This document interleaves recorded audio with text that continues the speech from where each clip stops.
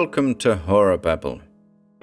Fringes of the Mythos continues today with another grisly Lovecraftian yarn, Clay by Thompson, author of Spawn of the Green Abyss. This one first appeared in the May 1948 edition of Weird Tales. Each dark, downward pathway of the mind is an adventure, dangerous, deadly. And without further ado,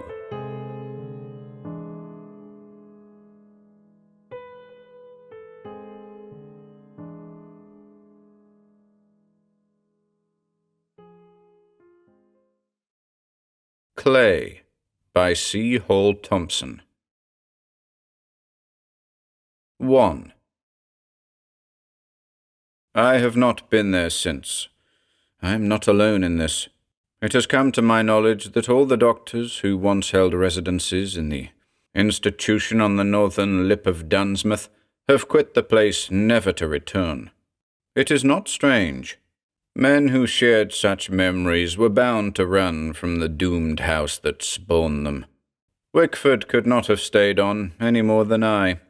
Even that enthusiastic youngster of medicine, Fothering, was badly shaken by the hideous outcome of the case of Jeremy Bone. These men stood in the soundless chapel and remembered mouldering death discovered in its dim alcoves. They passed the room once occupied by Jeremy Bone, and saw again the foul, liquescent thing that rose from lost hells to defy the reasoning of normal minds. Is it a wonder that they left and did not go back? But others, who have never heard of the curse of the Mark of Clay, have ventured once or twice into that ill-reputed region near Dunsmouth. I have heard them speak of crumbling porticos and eaves sagged in, and boys from the village who come witch-hunting by night, tossing stones at the ghost of the moon in shattered window panes. They say the road is strangled with brambles, and the wrought-iron fence leans drunkenly inward. The gate is unhinged, and rust has eaten at the brass plaque on the gate-post. But if one dares come close enough, one may still read the name Wickford House, and below it, in barren letters, the solitary word Asylum. In an earlier happy time, Wickford House was quite different. There was no smell of musty documents hidden away in a teakwood case. There were no stains of clay on a swollen purple throat. The lawns were green and fresh with New England dew. The house was well kept, with white porticos and green shutters and an air of gentle peace. Boys played at simple sports on the enclosed lawns. Their faces were calm, unworried. White-coated attendants moved among them almost unnoticed. At times, even now, the memory of Dr. Gaunt's hearty laughter overshadows the horror of those later days. Peter Gaunt understood the boys. He could handle them as none else could. Even Wickford admitted that, under Gaunt's care, the boys never seemed what they were, inmates of an asylum for the insane.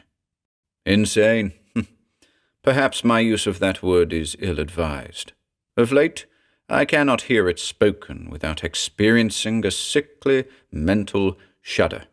It holds forbidding nuances that terrify me as they never could in the old days. It is a word I once thought I understood. Today, I am not so sure. It was a word Peter Gaunt hated. A strange statement to make regarding a psychiatrist, is it not? Still, every aspect of this affair has been strange, horribly strange. Insane. Yes, that was the word Gaunt and Wickford were arguing over the night of the day Jeremy Bone came to Gaunt's ward. We were finishing our brandy in the leathery seclusion of the library. It was a large room, high-ceilinged, with an antiquated, smoke-grimed fireplace. Book-lined walls and velvet portieres drawn across the casements to shut out the whimper of the rain gave it an air of snugness and peace. The boys were settled for the night in their dormitories. Occasionally, a man in white passed along the darkened corridors. That was all. Even the shrill laughter of the boy called Trask, who had spells of hilarity in the loneliness of rainy nights, seemed distant and undisturbing. I dawdled over a volume of Stekel, not really reading. Over the booktop I studied Wickford. Firelight made his round face rounder and more ruddy. White hair rose from the massive forehead like a leonine mane. Wickford wiped pince-nez on an immaculate handkerchief. He was the portrait of a satisfied, successful man of medicine. He had made his mark. In the realm of psychiatric research, the name Harrison Wickford was one to conjure with. His was a voice to listen to.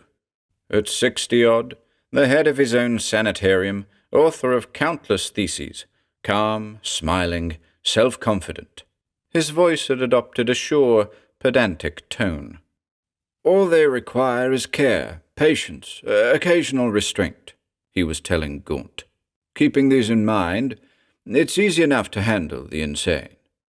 Peter Gaunt winced, turning a weary smile on me. I smiled back. One of Wickford's eyebrows arched petulantly. He didn't like the thought of being laughed at. I wasn't aware I'd said anything humorous. Insane. Gaunt stared at his brandy. That word is so definite. Hopeless. Wickford shrugged. Insanity is a very definite thing. Is it? The bony head moved from side to side. I'm not at all certain. Can we say definitely that a man is insane because he is unlike us? His mind functions a shade differently? The borderline between the sane and insane, between fact and fantasy, is too shadowy for any explicit delineation. Perhaps we have no right to brand these boys with the cold, irrevocable word insane. Perhaps they are confused, frightened, pushed too close to that shadow line between to distinguish reality from fantasy. But then, at times, aren't we all? Wickford looked vague. His pink, soft hand waved indefinitely. He laughed. Bosh, my dear Gaunt, sheer bosh. Why, if that's how you look at it, there is no way of telling just where sanity ends and insanity begins. No way of being certain of your shadowing of fact and fantasy. How could we know exactly who is sane or insane? Dark eyes fastened on Wickford. Peter Gaunt gave him a sharp, quizzical grin. Precisely, he said. How? Wickford's mouth was a surprised "oh." His eyes went blank. Then he must have decided it was all a joke, for he laughed and jogged my elbow. I say, sometimes I do believe this Gaunt of ours belongs among the boys, rather than the doctors. The laugh got loud. I smiled politely. Gaunt smiled wearily. Wickford changed the subject. He turned to Gaunt.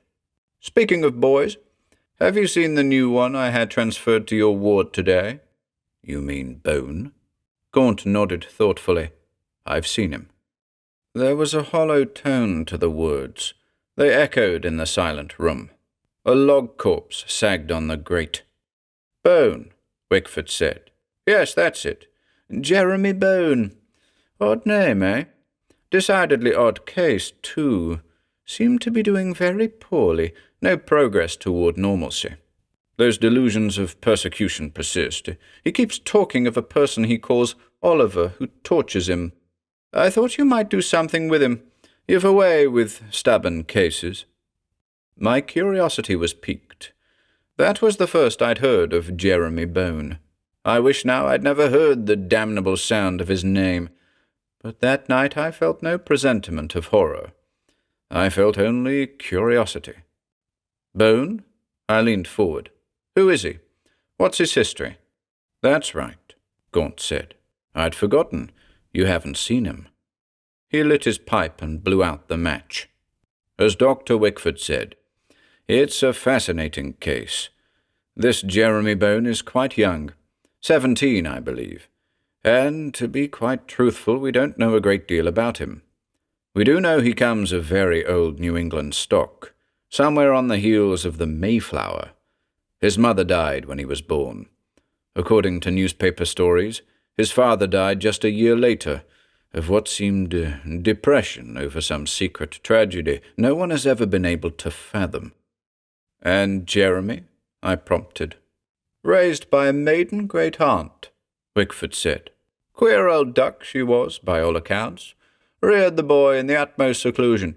No schools, no friends, only the musty rooms of an ancient gargoyle of a mansion." Peter Gaunt stared at the glow of his pipe bowl. "I believe loneliness is one of the things wrong with the boy, and some torturing fear.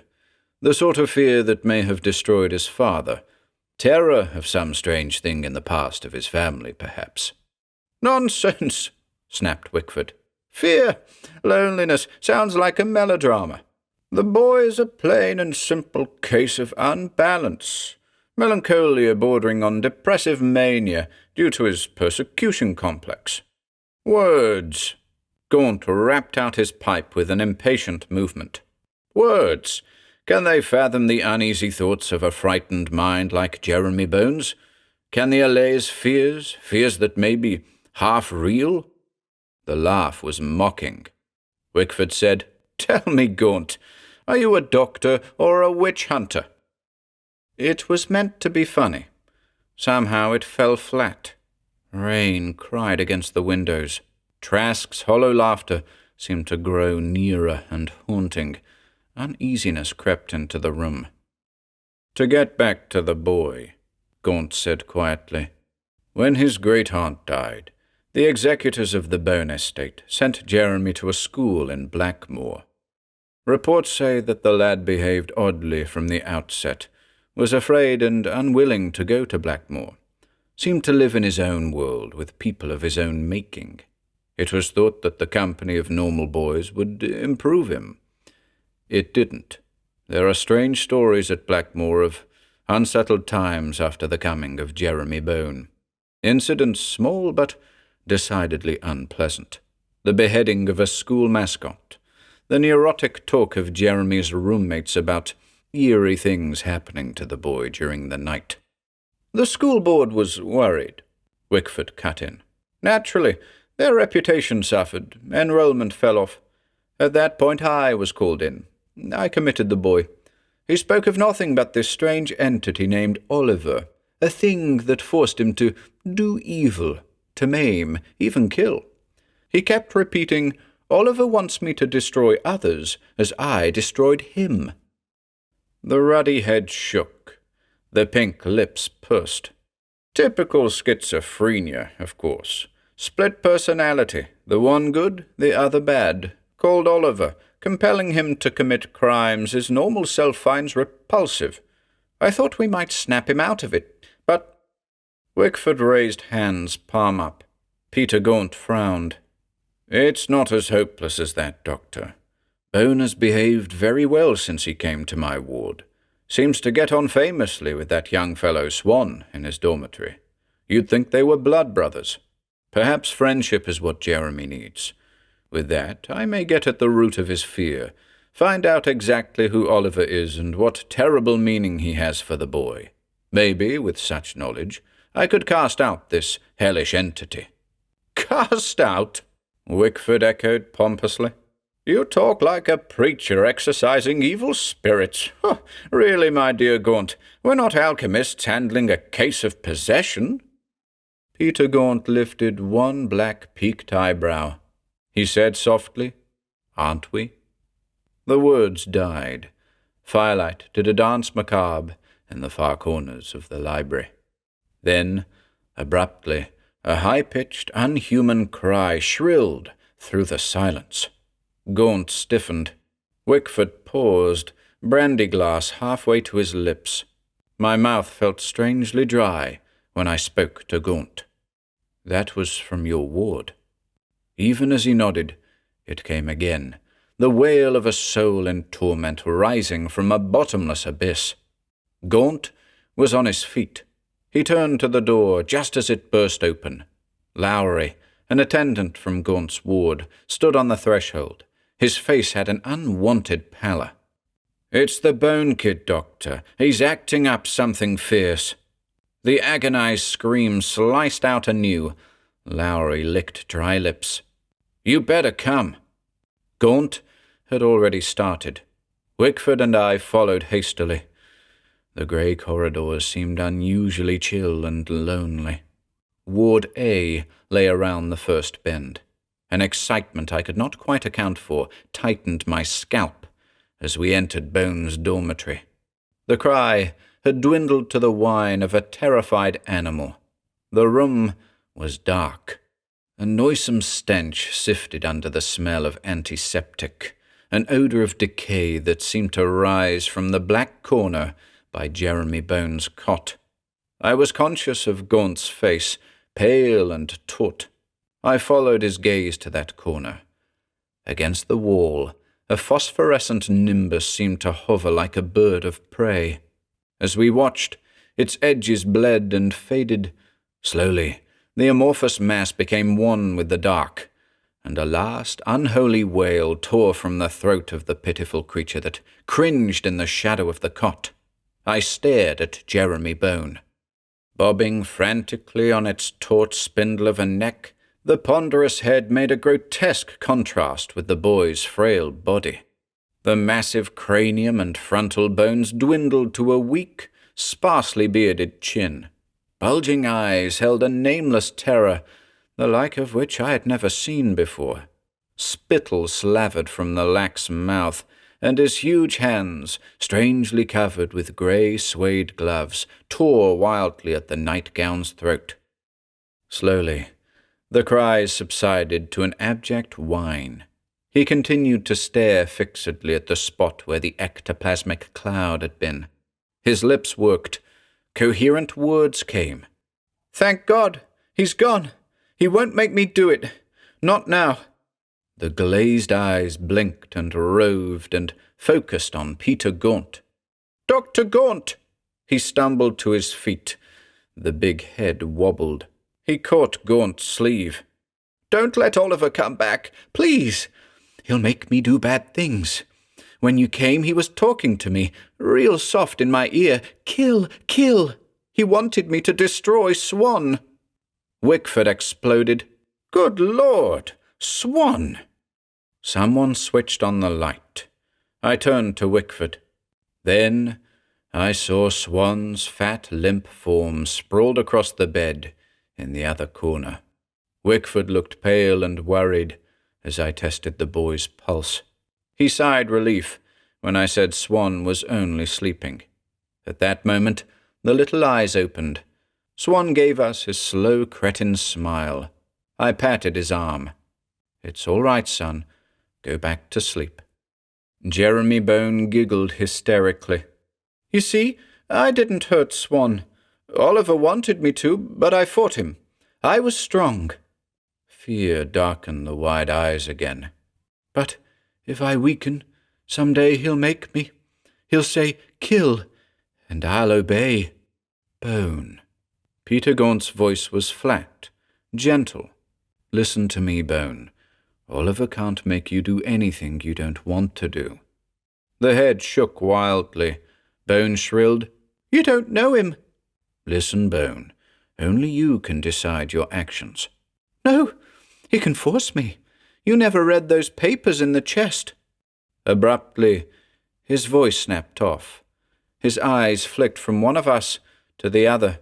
He tore free of Gaunt's grip, hissing, "The chest!" He scrambled on all fours under the cot, let out a cry of satisfaction, and then crouched there in the corner, clutching in his bony arms a small, exquisitely wrought teakwood chest.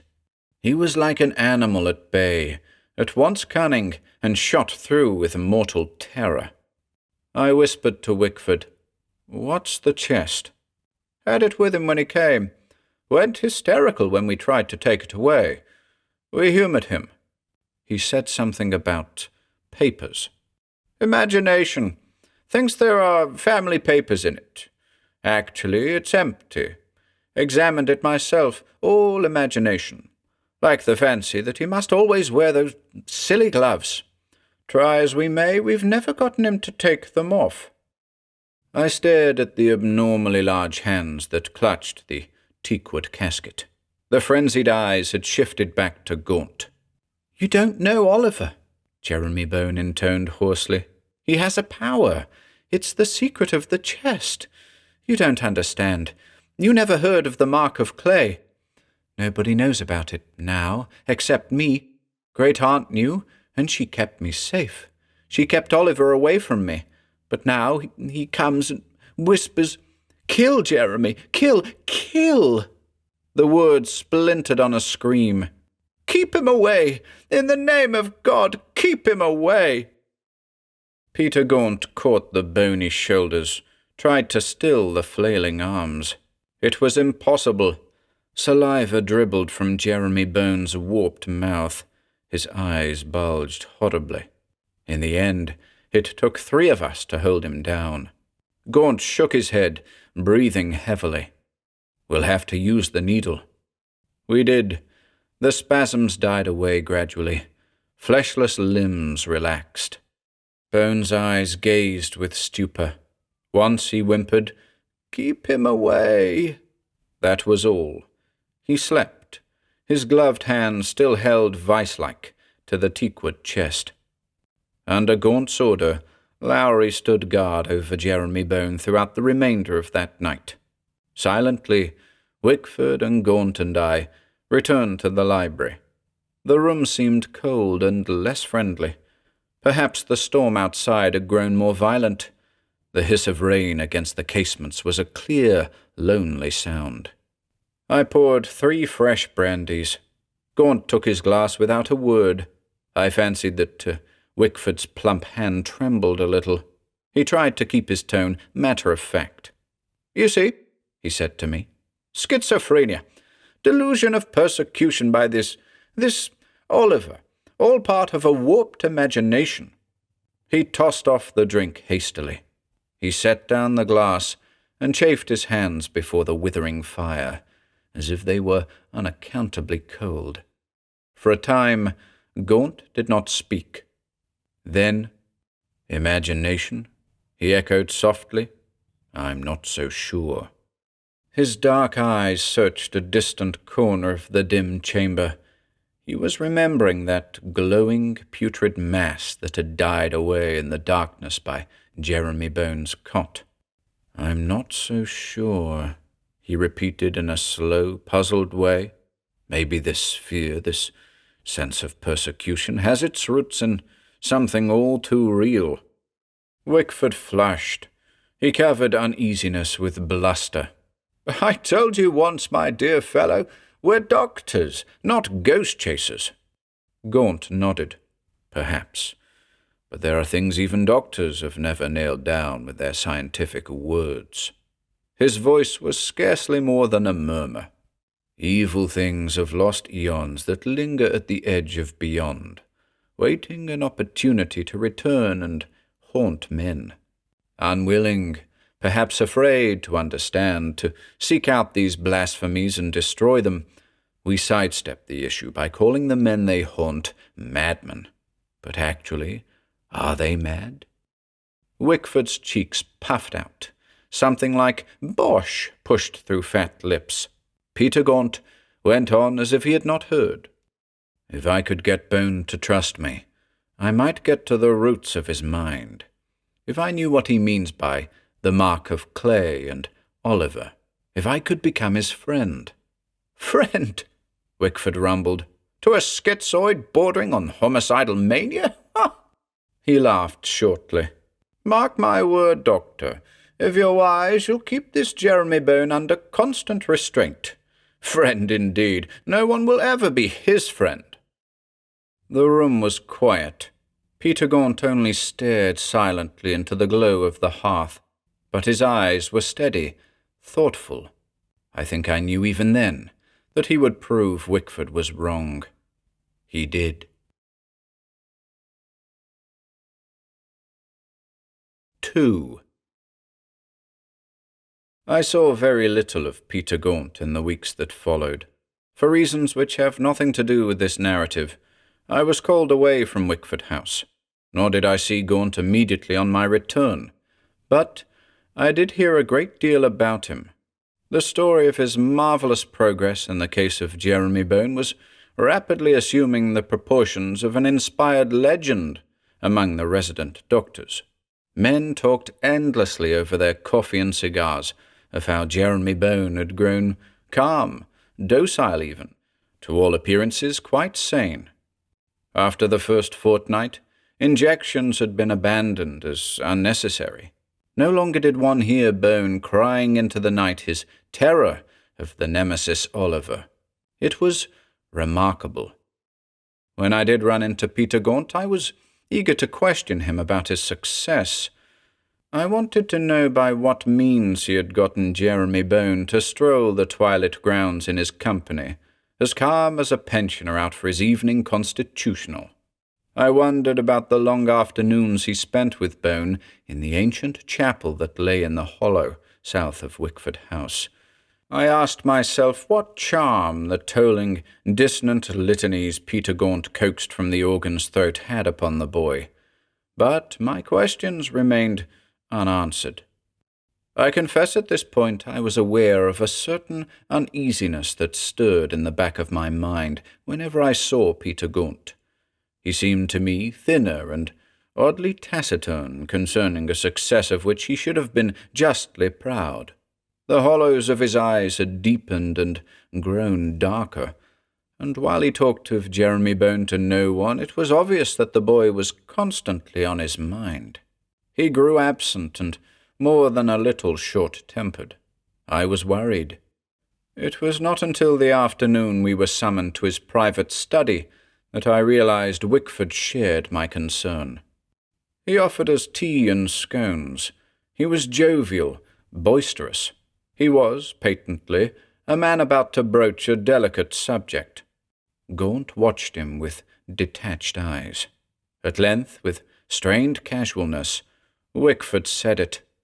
"By the way, my dear Gaunt, you'll be pleased to know I've arranged for you to leave on your long-delayed sabbatical sometime next week." Gaunt sat bolt upright. He looked as if he wondered if he had heard correctly. "But I don't want—" "Nonsense, old fellow." Wickford forged ahead. "You deserve a vacation. Been working hard. Perhaps a bit too hard, eh? You're not looking like your old self lately." "I don't want a vacation," Gaunt cut in flatly. I've cases to think of. I'm just beginning to get at the bottom of Jeremy Bone's trouble. To stop now might mean disaster." "Fiddlesticks." "Fiddlesticks, hell." The voice cracked with nerves. "I tell you, I daren't leave that boy now. Dr. Gaunt," Wickford snapped. "Must I remind you that I'm running this institution?" He looked at me. "It is my considered opinion that Lambert here can take over the Jeremy Bone case quite capably in your absence." For a moment, Peter Gaunt only stared. I waited for another outburst. It did not come. His dark eyes shadowed. The shoulders seemed suddenly stooped. Then, without another word, he turned and left. Perhaps I should have been insulted, but I sensed that something much stronger than professional jealousy made Gaunt unwilling to relinquish the Bone case to me. An aura of fear of some impending doom had hung over his desperate argument with Wickford. I felt sorry for him. I wanted to reassure him. I thought perhaps I might even continue his method of treating Jeremy Bone if I could get him to confide in me. But when I found him alone in the library that night, he gave me nothing but detached civility. I tried to draw him out. "I want to do my best, Gaunt. It might be well if I carried on your treatment." He stared at his book. "No. Just care for him until I get back." But the sudden black stoniness of his glance stopped me. His voice was hushed, level. "Listen to me, Lambert. You wouldn't care to know my method of treating Jeremy Bone. It's, well, not orthodox. When you cross the threshold, as I have, you learn things no man wants to know. But I do want to know. If you've had such success, perhaps He closed the book sharply. "Very well," he snapped.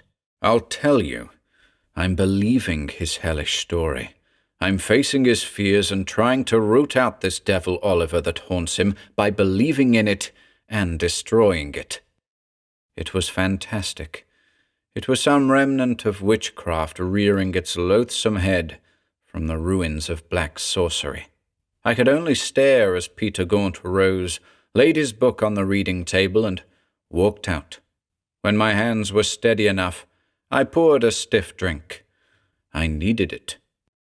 I cannot be certain what uneasy thoughts crawled through my brain in that instant. Perhaps I wondered if Peter Gaunt had, himself, crossed the fearful shadow line between sanity and madness. I dare say I had some notion of telling Wickford that Gaunt's condition was more dangerous than we had guessed. But slicing across my fear and doubt, there was the shrill whisper of curiosity. What if Gaunt was right?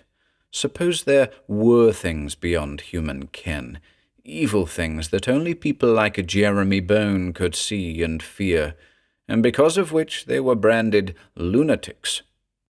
Curiosity won. I decided to investigate. The following morning I paid the first visit to my new patient. The corridors were dark and cold. Fog sighed against tall casement windows. My palms felt damp. A remembered echo of Peter Gaunt's voice slid through hollow stillness. I told myself Wickford was right. It was all nonsense. It didn't help. My scalp still crawled. My lips were still too dry. I opened the door to Jeremy Bone's dormitory. There was a sharp rustle, and then the snap of a minute lock. Jeremy sat in the window seat, with the carven teakwood casket on his knees. He had closed the lid abruptly as I entered. His eyes were narrow with cunning. The big, sheathed hands clamped possessively over the chest. I said quietly, "Hello, Jeremy." The huge head tilted grotesquely. Who are you?" "You remember me? I'm your friend, Dr. Lambert." "No." The gloved fingers were clawed. "No one is my friend. No one believes me. Only Dr. Gaunt. He knows I'm not crazy. He's seen Oliver. Dr. Gaunt's my friend." I sat down beside him. He cowered in the seat corner. I tried for Gaunt's reassuring tone. "We're all your friends, my boy. Remember that. I want to help you. Now that Dr. Gaunt is going away." "Going away?" It was a raw scream. Wariness gave way to sheer terror. "But he can't leave me. He was helping me. He was keeping Oliver away. He understood and could fight Oliver. He mustn't go away now." "Listen, Jeremy, I'm here to help you now. You must trust me. Tell me how I can keep Oliver from you. You must be my friend, like you were with Dr. Gaunt, like brothers." Jeremy Bone sprang to his feet. A frantic screech clogged his throat. He clutched the teakwood chest to him. His head shook wildly. "No, you shouldn't have said that. Not like brothers. Now Oliver will make me do it. He doesn't want anyone to be my friend, my brother. Now he'll force me to kill Dr. Gaunt. Don't you see? It's the mark of clay. Brother against brother, always. First Oliver, now Gaunt. No, please, don't let him whisper to me. I don't want to hurt Dr. Gaunt. No, stop him." I tried to calm him. My words fell on fear-deafened ears. The wild eyes worked, the mouth twisted. Grey-sheathed hands were like convulsed talons. The screams ripped from his throat again and again. In the end, an attendant brought the needle. Even with that, it took Jeremy Bone a long time to sink into shallow, troubled sleep. I was a doctor. I had been trained in the hard, doubting ways of science. A man like that finds it difficult to believe in the erratic babbling of a boy who has been committed to an asylum. I told myself the whole thing was absurd. The idea of a frail child like Jeremy Bone overpowering and killing a man the size of Gaunt was ridiculous.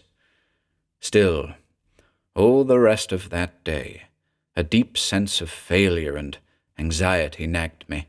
I promised myself I would question Peter Gaunt in greater detail that evening. I had the feeling he knew more about this bizarre affair than he had told me. I never got to ask those questions. I was too late. By the time I had finished my rounds, picked up some books at the Dunsmouth post office, and returned to dine at Wickford House, Peter Gaunt was gone. I ate a solitary meal, wondering at his absence, and wandered afterward into the library. A couple of other residents were there, arguing a point on Freud. I inquired for Gaunt. No one had seen him since mid-morning. I shrugged, poured a drink, and tried to get interested in one of the new books. Perhaps it was a subconscious sense of uneasiness that distracted me. It had begun to rain again. Despite the fire, the library seemed grey and alien. I decided I needed rest and retired to my quarters early. I had closed the door behind me and lit a lamp before I spied the manila envelope just inside the sill. The note was brief and written in a square, sure hand. Dear Lambert, I leave Jeremy in your care, knowing you won't fail me. See that no harm comes to him, but I beg of you, ask no questions. Stay out of this affair. It is mine, and must be left for my return. It was signed simply, Gaunt. I stared at it for a long moment, then sighed. After all, it was his case. It could wait until he came back. Came back. I frowned. For a man who had wanted no vacation, he had certainly gotten under way quickly, and without a word to anyone. Odd. I put the note on my desk and began undressing. The knot of my tie seemed unusually stubborn. I looked at my hands in the mirror. They were trembling. Nonsense. I said it aloud. The word sounded flat and brassy, like whistling in the dark. I repeated it more convincingly. I was getting upset over foolish trifles, taken in by the weird jabbering of an out-and-out schizoid. I had to get hold of myself. Everything was all right. But even with the drapes drawn and electric heater going, my sitting room seemed dark and filled with strange, restless thoughts. I must have dozed. My neck felt stiff with nodding in the easy-chair. I stirred.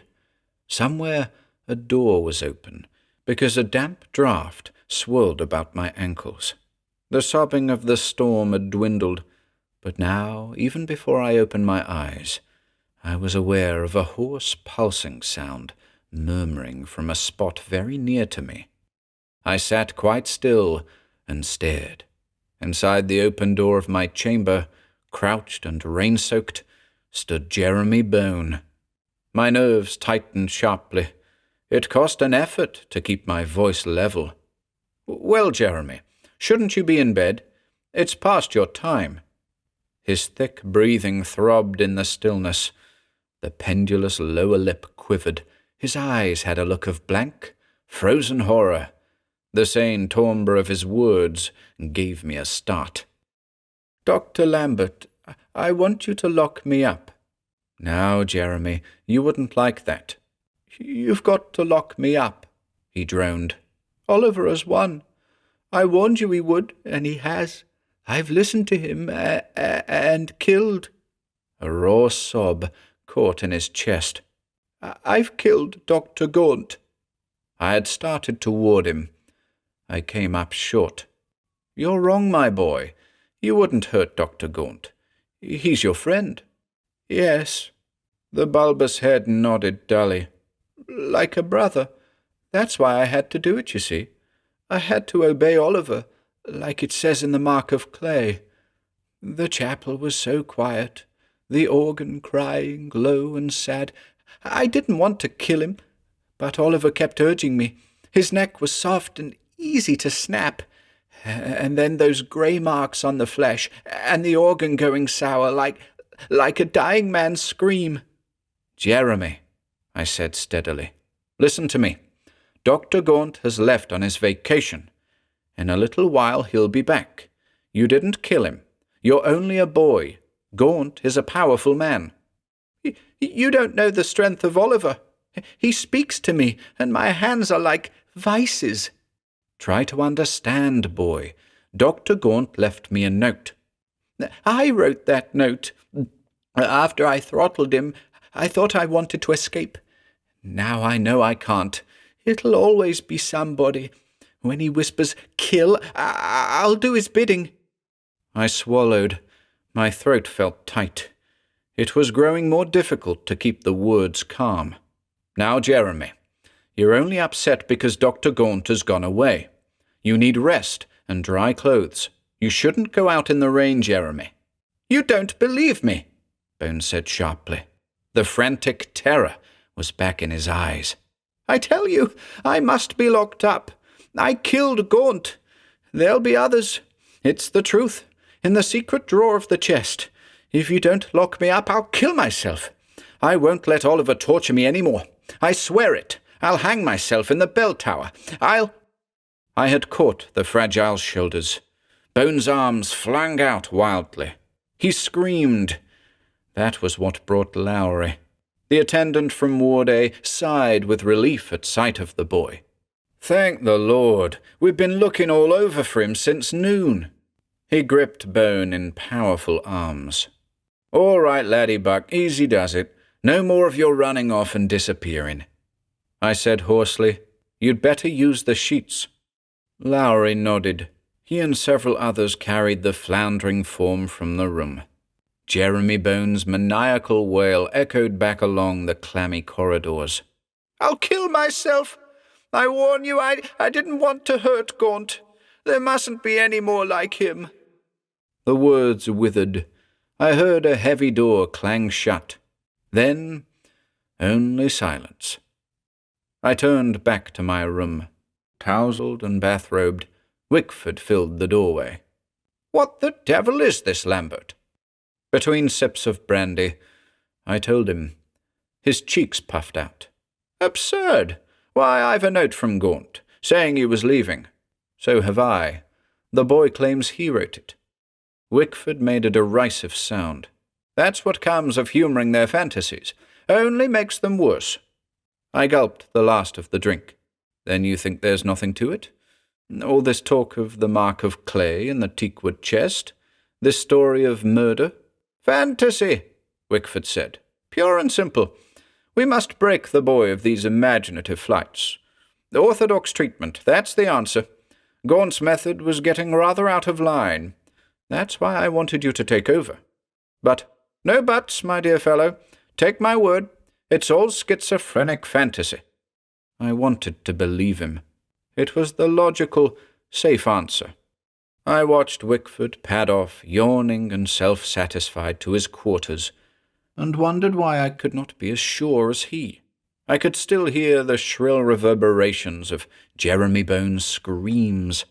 I closed my door and locked it. Somewhere outside, wind cried through naked branches. Even the quilted coverlet did not keep me from shivering. That night I slept very poorly. A nameless apprehension lay like frozen fear at the pit of my stomach. But the expected blow did not fall that night. Nothing happened until the following Saturday. Then Fothering discovered the thing in the chapel. 3. Like Peter Gaunt, young Fothering was something of an artist at the keyboard. Their mutual interest in organ music had made them fast friends, and between them they supplied the tonal background during Sunday services at the chapel. With Gaunt gone on vacation, it was only natural that Fothering should take over. Only natural that he should go to the chapel on Saturday evening to run through the selections he planned to render the next day. But what he found, crushed in the gloom and cobwebs behind the gilded organ pipes, was far from natural. It was a hulk of bone and clothes and slowly decomposing flesh. The eyes pushed wildly from their bluish sockets. The skin of the face had gone black. It seemed impossible that this putrid mass was all that was left of Peter Gaunt. Cold sweat pocked Wickford's red face. He mopped it with a handkerchief. His fat mouth worked soundlessly. Fothering swayed. His face had lost all colour. He turned away and retched. The thing on the floor grinned up at me hideously. I fought back nausea and stooped. Even in dim light filtered through stained glass windows, I could see the purple puffiness of the throat. There were the marks of 2 thumbs on either side of the windpipe. They were grey and flaked away dryly when my fingers brushed them. I felt words thick on my tongue. The mark of clay. Wickford's breath caught on a snag.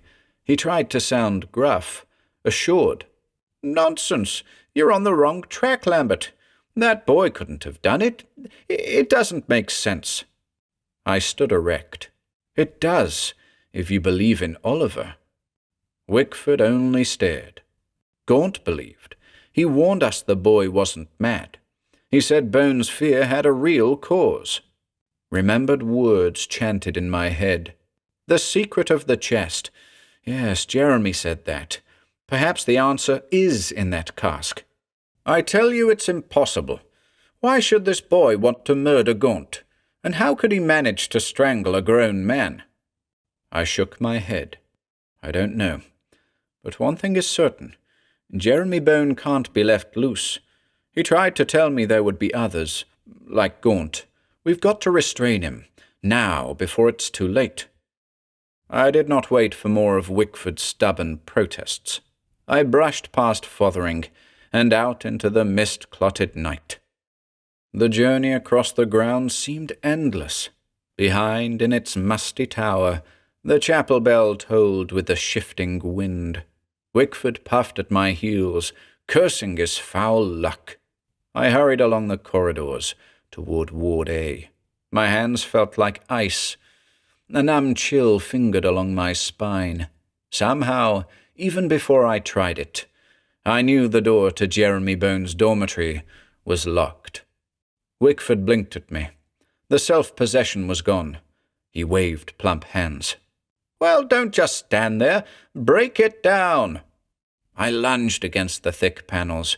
Something gave and splintered. The 4th thrust did it. The door slammed open, and I plunged into the room. Moonglow bled on the pallid walls. In its corner, Jeremy Bones' cot was empty, its linen undisturbed. I started toward it. A low, inane giggle brought me up short. I turned to find Swan sitting on the edge of his bed, smiling emptily at Wickford. The cretin's head lolled to one side.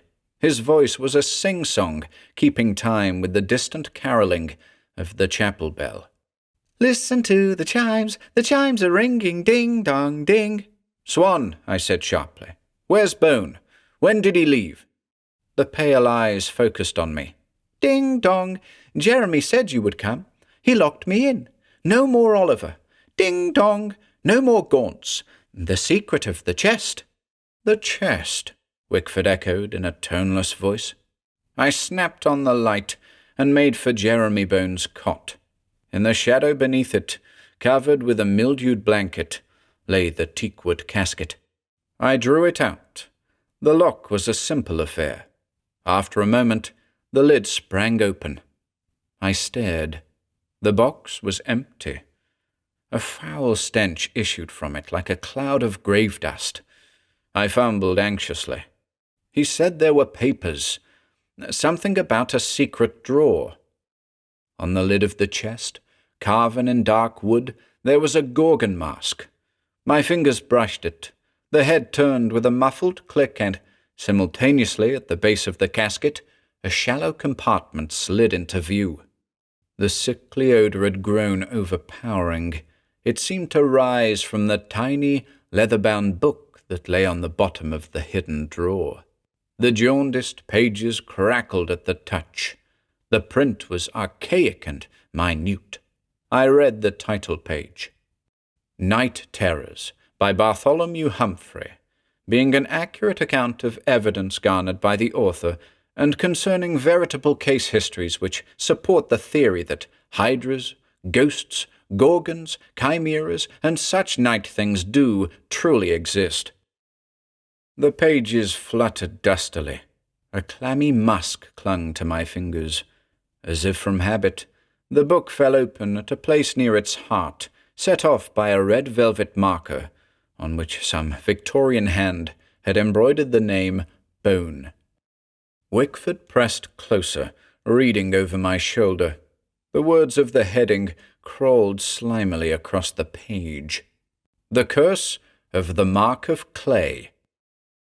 According to certain obscure documents in the archives of the New English hamlet of Dunsmouth, there dwelt in that town in the year 1603 a woman named Hester Titus. Sprung from a family of ill repute, much mistrusted because of her secretive ways and physical ugliness, Hester Titus was known to consort with one William Bone, a taciturn, sardonic individual suspected by more than one of black magic and unholy witchcraft.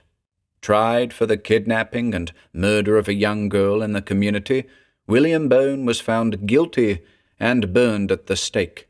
As his vile oaths died in cries of agony, Hester Titus broke through the watching crowd, screaming that they could never kill her husband, for she bore in her the seed of his kind, and would hereafter give birth to the child of William Bone.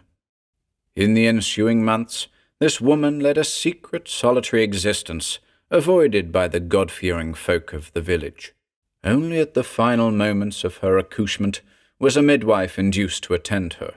This midwife afterward related a strange and terrible story. Hester Bone, in supreme agony, had given birth to twins. The one child named Solon, strong and lusty, with a saturnine look of his father even at birth.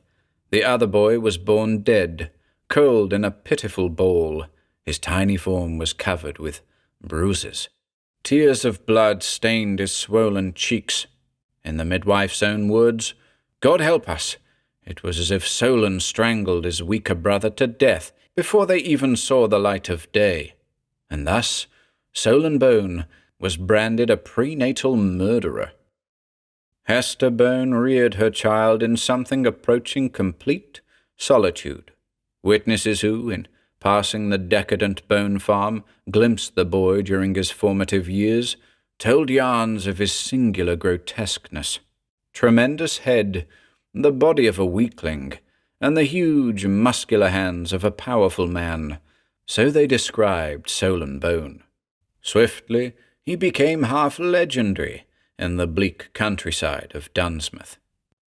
Perhaps 15 years after the birth of William Bone's son, the first of a series of peculiar local murders took place. The victim, a boy who had once or twice attempted to befriend Solon Bone, was found at the bottom of a dried-up cistern, his face bloated by strangulation, and on his throat a series of grey, dusty fingerprints that seemed like nothing but the mouldering clay from some ancient grave. It was not until the third monstrous crime had been committed that the citizens of Dunsmouth rose in arms and descended on the Bone farmhouse.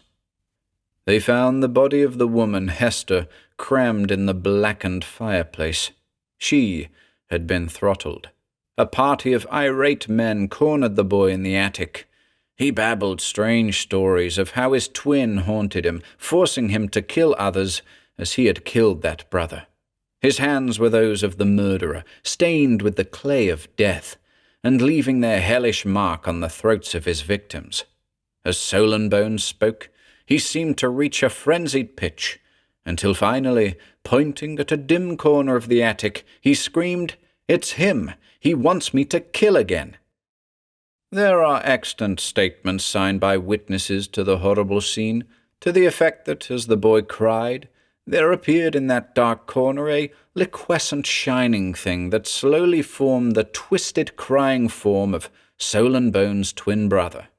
An instant later, when the boy dove for one of his captors and caught the charge of a shotgun in the chest, that unnatural being faded and was gone, never to be seen again. Yet this was not the last of the mark of clay. It would appear that through succeeding generations the family of bone, as if damned by the godless practices of their ancestor, were cursed by the recurrence of these unholy twins. More than one successor of William Bone has caused the prenatal death of his brother, and throughout his hellish life, borne upon his murdering hands, the foul stains of graveyard clay. Silence enveloped the room like a pulsing membrane. I could hear Wickford's hoarse breathing. Across the grounds rolled the melancholy rhythm of the bell in the chapel tower. Swan's head lolled back and forth, keeping time. He chanted idiotically, "Ding dong, hear the bell, ding dong, ding dong." Wickford shook his shaggy mane. "Impossible. The boy was a weakling. Gaunt was a man in the prime of life, alert, powerful." He stopped short. His gaze had fallen on the teakwood chest. He bent and drew from the drawer a folded sheet of yellowed paper. He opened it and stared with widened eyes. The words were a dry croaking in his throat.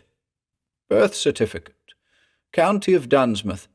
Born this day, December 13th, 1930, twin sons to James and Letitia Bone. One boy was called Jeremy. The other, dead at birth, bore the name Oliver." He blinked at me dully. But I tell you, Lambert, it's fantastic. Sheer lunacy." I was not listening. Somehow, suddenly, all I could hear was the monotonous ding-dong that told from Swan's thick tongue. Somewhere at the back of my brain, a dark memory slithered into glaring light. A hysterical voice screeched, "I warn you, I won't let him torture me any more. No more Oliver, no more Gaunts. I swear I'll hang myself in the tower." I said, "Good Lord." I spun toward the door. Wickford blurted, "What the devil?" "The belfry," I told him. "That's where he'll be. Don't you remember what he said?" The pink mouth fell open. By the time I reached the corridor, Wickford was pounding at my heels. I believe I've never since run as swiftly as I did that night. I stumbled. I heard Wickford cursing the brambles by the chapel gate. Every throb of the bell was like a white-hot needle driven through my eardrums. I rushed through the gloomy sanctuary, twisting behind the organ, into a tiny vestry. The door to the tower was ajar. The ladder was ancient and slimed with cobwebs. A cold draught slithered down the shaft. The trapdoor was open. Now the clangor of the bell was like slow thunder. I halted abruptly. Wickford was right behind me. I didn't speak. I only pointed. In the darkest reach of the belfry tower, an eerie shifting brilliance slowly took on form. Curled at the heart of an amoebic oval, we saw a tiny, naked child. Its blind features, exquisitely wrought, were warped in ancient agony. Blood-red teardrops stained the closed eyelids. The phosphorescence wavered and blurred. A wail, as of some defeated power of darkness, shrilled through the tower. The vision bled into surrounding night. At last, only a pinpoint of malevolent silver light gleamed. Then, nothing. The chapel bell tolled on. We found Jeremy Bone quite easily. Apparently, he had simply secured the hang-rope to the crossbar of the bell, slipped the noose about his neck, and jumped into the black well of the tower. Without a word, Wickford and I drew him up to our level. I loosened the rope. The fragile body lay sprawled on the tower floor in a puddle of moonlight. The eyes bulged. The head was twisted at an ugly angle. The body was still warm, but Jeremy Bone was not breathing. His neck was broken. Wickford sounded sick. "I tell you, it's mad, Lambert. We're rational men of science, not ghost-hunting old women. There must be a more logical answer." "And that vision in the dark?" "Mutual delusion. something we both thought we saw, something we expected to see." The big head shook, staring down at the limp body. "No, I won't believe it. It's physically impossible. A mere boy strangle a man as strong as Gaunt? Nonsense. Why, his hands wouldn't have been powerful enough. Besides, he always wore those gloves. Clean grey gloves that would never leave the sort of stain we saw on Gaunt's throat. But if he took off the gloves—" Wickford did not answer. The bell moaned a death knell. We exchanged one more glance, then I knelt beside the corpse of Jeremy Bone. I unsnapped the wrist button and slowly peeled the glove from his clawed right hand. Now, in the quiet passage of days and nights that comprise my life as a general practitioner in a small town, there are moments when I might bring myself to believe it was all a hellish nightmare, that there is indeed a more logical explanation of the events which led to Peter Gaunt's death, or that Dr. Wickford retired because he wanted to, and not because he could never again be certain, not because he could never rid himself of Gaunt's quiet voice. Can we ever draw definitely the boundary line between sanity and insanity? Perhaps I could tell myself that madness is a definable state after all, and creatures like Jeremy Bone are truly insane, not merely pitiable beings who have seen beyond a veil that should never be drawn aside. I could rationalize, and in the end I might convince myself, but for one detail. It will never be possible to explain away the thing I saw that night in the chapel tower. As long as I live, I shall hear the mournful booming of the bell and see frosty moonlight shifting across Jeremy Bone's hand, that tremendous, sinewy hand of a man of prodigious strength, that hand whose gnarled fingers were coated with clay from the crumbling walls of an ancient grave.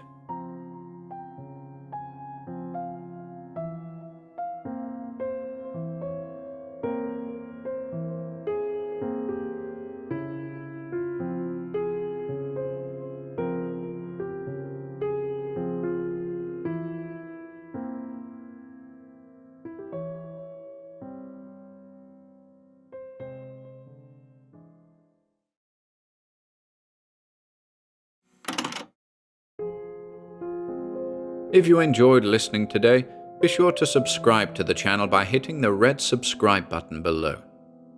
After doing so, click the bell icon next to the subscribe button to receive new content notifications.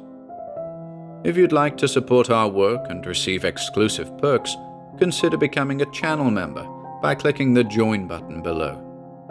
To support us in other ways, see the video description for links to our Bandcamp and Patreon pages, our merch store over at Teespring, and further information relating to our releases on Audible, iTunes, and Spotify. And until next time,